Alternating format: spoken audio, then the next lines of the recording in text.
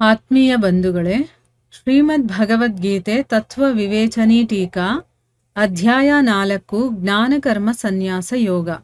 ಇದರಿಂದ ನಾವು 21ನೇ ಶ್ಲೋಕವನ್ನು ತಿಳ್ಕೊಳ್ತಾ ಇದ್ವಿ. ಓದ ಭಾಗದಲ್ಲಿ ನಾವು ನಿರಾಶೀಯತ ಚಿತ್ತಾತ್ಮ ತ್ಯಕ್ತ ಸರ್ವ ಪರಿಗ್ರಹ ಅನ್ನುವಂಥ 3 ವಿಶೇಷಣದ ಅರ್ಥ ಏನು, ಮತ್ತು ಅಲ್ಲಿ ಯಾಕೆ ಅದನ್ನು ಉಪಯೋಗ ಮಾಡಿದ್ದಾರೆ, ಯಾರಿಗೆ ಈ ಒಂದು ಪದಗಳನ್ನು ಉಪಯೋಗ ಮಾಡಿದ್ದಾರೆ ಅನ್ನೋದ್ರ ಬಗ್ಗೆ ಕಂಪ್ಲೀಟಾಗಿ ಡೀಟೇಲ್ ಆಗಿ ನಾವು ತಿಳ್ಕೊಂಡ್ವಿ.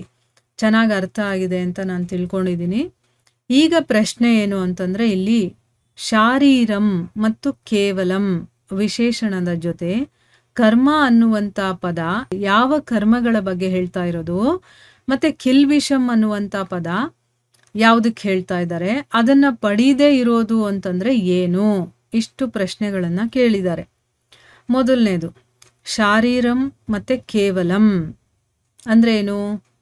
ಶರೀರಕ್ಕೆ ಸಂಬಂಧಪಟ್ಟಂಥದ್ದು ಶಾರೀರಂ ಅಂತಂದರೆ, ಕೇವಲಂ ಅಂದರೆ ಕೇವಲ ಶರೀರಕ್ಕೆ ಸಂಬಂಧಪಟ್ಟಿದ್ದು ಅಂತ ಹೇಳಿ ಕರ್ಮ ಅಂತ ಹೇಳಿದಾರಲ್ಲ, ಯಾವ ಕೆಲಸಗಳ ಬಗ್ಗೆ ಇಲ್ಲಿ ಹೇಳ್ತಾ ಇರೋದು ಅಂತ, ಅದು ಯಾವುದು ಅಂತಂದರೆ, ಈಗ ಶೌಚ, ಸ್ನಾನ, ಊಟ, ತಿಂಡಿ ಮತ್ತು ಮಲ್ಕೊಳ್ಳೋದು, ಕೇವಲ ಶರೀರ ನಿರ್ವಹಣೆಗೆ ಏನೇನು ಬೇಕೋ ಅಂಥ ಕೆಲಸಗಳ ಬಗ್ಗೆ, ಅದಕ್ಕೆ ಸಂಬಂಧಪಟ್ಟಂತಹ ಕೆಲಸಗಳ ಬಗ್ಗೆ ಇಲ್ಲಿ ಹೇಳ್ತಾ ಇರೋದು ಅಂತ ಹೇಳಿದ್ದಾರೆ. ಶಾರೀರಂ ಕೇವಲಂ ಶರೀರಕ್ಕೆ ಸಂಬಂಧಪಟ್ಟಿರುವಂಥ ಕರ್ಮಗಳು ಅಂತಂದರೆ ಏನು? ನಾವು ಪ್ರತಿನಿತ್ಯ ಶೌಚಕ್ಕೆ ಹೋಗ್ತೀವಿ, ಅದು ಸ್ನಾನ ಮಾಡೋದು, ಊಟ ತಿಂಡಿ ಮತ್ತು ಮಲಗೋದು, ಇಷ್ಟಕ್ಕೆ ಏನು ಬೇಕೋ ಈ ಶರೀರವನ್ನು ನಿರ್ವಹಣೆ ಮಾಡುವಂಥ ಕೆಲಸಗಳಲ್ವ ಇದು, ಇದರ ಬಗ್ಗೆ ಅಲ್ಲಿ ಹೇಳ್ತಾ ಇರೋದು. ಮತ್ತು ಕಿಲ್ಬಿಷಂ ಅನ್ನುವಂತಹ ಪದ ಇಲ್ಲಿ ಪಾಪ ಅಂತ, ಕಿಲ್ಬಿಷಂ ಅಂತಂದರೆ ಪಾಪ ಅಂತ ಅರ್ಥ. ಆ ಪದವನ್ನು ಯಾಕೆ ಉಪಯೋಗ ಮಾಡಿದ್ದಾರೆ ಅಂತಂದರೆ, ಯಜ್ಞ, ದಾನ, ಜಪ, ತಪ ಅನ್ನೋದೆಲ್ಲ ಇದೆಯಲ್ಲ, ವಿಹಿತ ಕರ್ಮಗಳು. ಇದು ಧರ್ಮಗ್ರಂಥಗಳಲ್ಲಿ, ಶಾಸ್ತ್ರಗಳಲ್ಲಿ ಇದನ್ನು ಮಾಡಲೇಬೇಕು. ಒಬ್ಬ ಮನುಷ್ಯ ಅಂತಂದಮೇಲೆ, ಅಥವಾ ಬ್ರಾಹ್ಮಣನಾಗಿದ್ದರೆ ಇಂತಿಂಥ ಯಜ್ಞದಾನ ಜಪತಪಗಳನ್ನು ಮಾಡಬೇಕು, ಗೃಹಸ್ಥನಾಗಿದ್ದರೆ ಈ ರೀತಿ ಮಾಡಬೇಕು ಅಂತ ಕೆಲವೊಂದು ವಿಹಿತ ಕರ್ಮಗಳನ್ನು ಕೊಟ್ಟಿದ್ದಾರೆ. ಈಗ ಅಂಥ ಕೆಲಸಗಳನ್ನು ಮಾಡದೇ ಇದ್ದರೆ ಆವಾಗ ನಮಗೆ ಪಾಪ ಬರುತ್ತೆ, ಪ್ರತ್ಯವಾಯ ರೂಪಿ ಪಾಪ ಅಂತ ಹೇಳ್ತಾರೆ. ಅಂದರೆ ಆ ಕೆಲಸಗಳನ್ನು ಒಬ್ಬ ಮನುಷ್ಯ ಆದಮೇಲೆ ಅವನು ಇಂಥ ಒಂದು ಆಶ್ರಮ, ಇಂಥ ಒಂದು ವರ್ಣದಲ್ಲಿದ್ದರೆ ಅವನು ಇದನ್ನು ಮಾಡಲೇಬೇಕು ಅಂತ ಹೇಳಿರ್ತಾರೆ. ಆದರೂ ಕೂಡ ನಾವು ಮಾಡಲಿಲ್ಲ ಅಂತಂದರೆ ಅದರಿಂದ ಪಾಪ ಆಗುತ್ತೆ. ಈಗ ನೋಡಿ, ಶ್ರಾದ್ದ ಮಾಡಬೇಕು, ಪ್ರತಿನಿತ್ಯ ದೇವರ ಪೂಜೆ ಮಾಡಬೇಕು, ದೇವತೆಗಳನ್ನು ಸ್ಮರಣೆ ಮಾಡ್ಕೋಬೇಕು, ತಂದೆ ತಾಯಿಗಳ ಸೇವೆ ಮಾಡಬೇಕು, ಗುರು ಹಿರಿಯರ ಸೇವೆ ಮಾಡಬೇಕು, ದಾನ ಮಾಡಬೇಕು, ಈ ರೀತಿ ಕೆಲವೊಂದು ಶಾಸ್ತ್ರಗಳಲ್ಲಿ ಹೇಳಿರ್ತಾರೆ. ಅದನ್ನೆಲ್ಲ ಮಾಡಲಿಲ್ಲ ಅಂತಂದರೆ ನಮಗೆ ಪಾಪ ಬರುತ್ತೆ. ಮತ್ತು ಶರೀರ ನಿರ್ವಹಣೆ ಮಾಡ್ತೀವಲ್ವಾ ಅಂತಂದರೆ ಏನು? ಈಗ ಊಟ ತಿಂಡಿ ಇದೆಲ್ಲ ಮಾಡಬೇಕಾದ್ರೆ ಕೆಲವೊಂದು ಕೆಲಸಗಳನ್ನು ಮಾಡ್ತೀವಿ.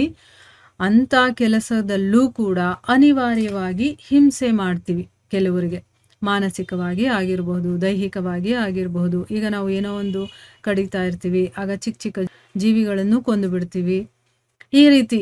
ಆಮೇಲೆ ಏನೋ ಮಾತಾಡಬೇಕಾದ್ರೆ ಬೇರೆಯವ್ರ ಮನಸ್ಸಿಗೆ ನೋವು ಮಾಡ್ತೀವಿ. ಈ ರೀತಿ ಬೇಕಾದಷ್ಟು ನಾವು ಮಾಡಬೇಕಾದ್ರೆ ಶರೀರ ನಿರ್ವಹಣೆಗೋಸ್ಕರ ಕೆಲಸಗಳನ್ನು, ಅದು ಅನಿವಾರ್ಯವಾಗಿ ಗೊತ್ತಿದ್ದು ಮಾಡೋದಲ್ಲ, ಗೊತ್ತಿಲ್ಲದೆ ಅಥವಾ ಗೊತ್ತಿದ್ದು ಮಾಡಲೇಬೇಕಾದಂಥ ಪರಿಸ್ಥಿತಿ ಬಂದು ಕೆಲವೊಂದು ಪಾಪಗಳನ್ನು ಮಾಡ್ತೀವಿ. ಆದರೆ ಮೇಲೆ ಹೇಳಿರುವಂತಹ ಅಂತಂದರೆ ಏನು? ಯಥಚಿತ್ತಾತ್ಮ ತ್ಯಕ್ತ ಸರ್ವ ಪರಿಗ್ರಹ ನಿರಾಶಿ ಅಂತಂದರೆ, ಯಾರು ಇದನ್ನೆಲ್ಲ ಬಿಟ್ಟುಬಿಟ್ಟಿರ್ತಾನೋ, ಆಸೆಗಳಿರೋದಿಲ್ಲ, ಅಂತಃಕರಣ ಶುದ್ಧಿ ಆಗಿರುತ್ತೆ, ಇಂದ್ರಿಯ ಶರೀರ ಅವನು ಹೇಳ್ದಂಗೆ ಕೇಳೋ ಥರ ಇಟ್ಕೊಂಡಿರ್ತಾನೋ, ಈ ಒಂದು ಇಂದ್ರಿಯ ಭೋಗಗಳನ್ನೆಲ್ಲ ಆಸೆಗಳನ್ನು ಬಿಟ್ಟಿರ್ತಾನೋ ಅಂಥವನ ಬಗ್ಗೆ ಹೇಳ್ತಾ ಇರೋದು. ಅಂಥ ಮನುಷ್ಯ ಯಜ್ಞಾದಿ ಕರ್ಮಗಳ ಅನುಷ್ಠಾನ ಮಾಡದೇ ಇದ್ದರೂ ಕೂಡ, ಅಂದರೆ ಅವನು ಎಲ್ಲವನ್ನ ತ್ಯಾಗ ಮಾಡಿರ್ತಾನಲ್ವಾ, ಮಾಡಿ ಅವನು ಶಾಸ್ತ್ರಗಳಲ್ಲಿ ಏನು ಹೇಳಿರ್ತಾರೋ ಅದನ್ನೆಲ್ಲ ಮಾಡೋದಿಲ್ಲ. ಅವನು ಬರೀ ತನ್ನ ಶರೀರ ನಿರ್ವಹಣೆಗೆ ಏನು ಬೇಕೋ ಅಷ್ಟನ್ನು ಮಾತ್ರ ಮಾಡ್ಕೊಳ್ತಾ ಇರ್ತಾನೆ. ಆದರೂ ಕೂಡ ಶಾಸ್ತ್ರಗಳಲ್ಲಿ ಹೇಳಿರೋದನ್ನ ಮಾಡಲಿಲ್ಲ ಅಂದರೂ ಅವನಿಗೆ ಪಾಪ ತಟ್ಟೋದಿಲ್ಲ. ಮತ್ತು ಶರೀರ ನಿರ್ವಹಣೆ ಮಾಡ್ಕೊಳ್ಬೇಕಾದ್ರೆ ಕೆಲಸ ಮಾಡ್ತಿರ್ತಾನಲ್ಲ, ಈಗ ಊಟ ಮಾಡೋದು ಅಥವಾ ಶರೀರಕ್ಕೋಸ್ಕರ ಏನೋ ಒಂದು ದುಡಿಬೇಕಾದ್ರೆ, ಏನೋ ಒಂದು ಕೆಲಸ ಮಾಡಬೇಕಾದ್ರೆ ಗೊತ್ತಿಲ್ಲದೆ ಹಿಂಸೆ ಆಗುತ್ತೆ. ಕೆಲವೊಂದು ಕೆಲಸಗಳನ್ನು ಮಾಡಬೇಕಾದ್ರೆ ಅವನಿಂದನೂ ಆಗುತ್ತೆ. ಅದರಿಂದ ಬರುವಂಥ ಪಾಪಗಳಿಗೂ ಅವನಿಗೂ ಸಂಬಂಧ ಇರೋದಿಲ್ಲ. ಅದನ್ನ ಇಲ್ಲಿ ಅವನು ಕಿಲ್ಬಿಷವನ್ನು ಪಡೆಯೋದಿಲ್ಲ ಅಂತ ಹೇಳಿರೋದು. ಕಿಲ್ಬಿಷಮ್ ಅಂದರೆ ಪಾಪ. ಸೊ ಯಾರು ಇಂದ್ರಿಯಗಳನ್ನು ಗೆದ್ದಿರೋದಿಲ್ವೋ, ಯಾರು ಮನಸ್ಸನ್ನು ಹತೋಟಿಯಲ್ಲಿ ಇಟ್ಕೊಂಡಿರೋದಿಲ್ವೋ, ಶರೀರ ತಾನು ಹೇಳ್ದಂಗೆ ಕೇಳೋದಿಲ್ವೋ, ಯಾರಿಗೆ ಆಸೆಗಳಿನ್ನೂ ಹೋಗಿರೋದಿಲ್ವೋ, ಯಾರು ಈ ಭೋಗ ಸಾಮಗ್ರಿಗಳನ್ನೆಲ್ಲ ಬಿಟ್ಟಿರೋದಿಲ್ವೋ, ಅವ್ರಿಗೆಲ್ಲ ಅಟ್ಯಾಚ್ಮೆಂಟ್ ಇರುತ್ತೋ, ಮಮತೆ ಆಸಕ್ತಿಗಳಿರುತ್ತೋ ಅಂಥ ಮನುಷ್ಯ ಶಾಸ್ತ್ರಗಳಲ್ಲಿ ಹೇಳಿರುವಂಥ ಕೆಲಸಗಳನ್ನು ಮಾಡಲೇಬೇಕು. ಅವನು ಬಿಡೋ ಹಾಗಿಲ್ಲ. ಬಿಟ್ಟರೆ ಪಾಪ ಬರುತ್ತೆ. ಅವನು ತನ್ನ ಶರೀರ ನಿರ್ವಹಣೆ ಮಾಡಬೇಕಾದ್ರೆ ಗೊತ್ತಿಲ್ಲದೇನೋ ಗೊತ್ತಿದ್ದೋ ಕೆಲವೊಂದು ಹಿಂಸೆಗಳನ್ನು ಮಾಡಬೇಕಾಗುತ್ತೆ. ಅದರಿಂದನೂ ಕೂಡ ಪಾಪಗಳು ಅವನಿಗೆ ಬರುತ್ತೆ.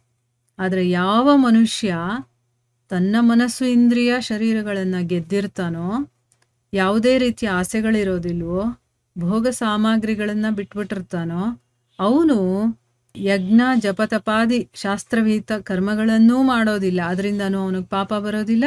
ಅವನು ತನ್ನ ಶರೀರ ನಿರ್ವಹಣೆಗೆ ಏನಾದರೂ ಕೆಲಸ ಮಾಡ್ಕೊಳ್ತಾ ಇದ್ರೆ, ಅಂಥ ಸಮಯದಲ್ಲಿ ಏನಾದರೂ ಅವನಿಂದ ತಪ್ಪುಗಳಾದರೂ ಕೂಡ ಅದರಿಂದನೂ ಅವನಿಗೆ ಪಾಪ ಬರೋದಿಲ್ಲ ಅಂತ ಹೇಳೋದಕ್ಕೋಸ್ಕರ ಇಲ್ಲಿ ಕಿಲ್ಬಿಷ ಅನ್ನುವಂಥ ಮಾತನ್ನು ಹೇಳಿದ್ದಾರೆ ಅಂತಂದ್ಬಿಟ್ಟು ಇಲ್ಲಿ ಅರ್ಥ ಮಾಡ್ಕೋಬೇಕು.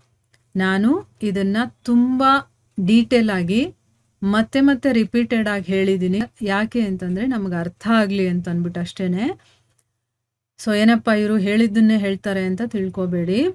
ಈ ವಿಷಯಗಳು ನಮ್ಮ ಮನಸ್ಸಿಗೆ ಚೆನ್ನಾಗಿ ಅರ್ಥ ಆಗ್ಬಿಡ್ತು ಅಂತಂದರೆ ನಾವೇನು ಕೆಲಸ ಮಾಡ್ತಾ ಇದ್ದೀವೋ ಅದರಲ್ಲಿ ನಮಗೆ ಎಚ್ಚರಿಕೆ ಇರುತ್ತೆ. ನಾವು ಹೀಗೆ ಮಾಡಬಾರ್ದು, ಇದನ್ನೆಲ್ಲ ನಾವು ಅಳವಡಿಸ್ಕೋಬೇಕು ಅನ್ನೋದು ಗೊತ್ತಾಗುತ್ತೆ ಅನ್ನೋ ಒಂದು ಕಾರಣದಿಂದ ನಾನು ಸ್ವಲ್ಪ ಡೀಟೇಲ್ ಆಗಿ ವಿವರಣೆ ಮಾಡಿದ್ದೀನಿ.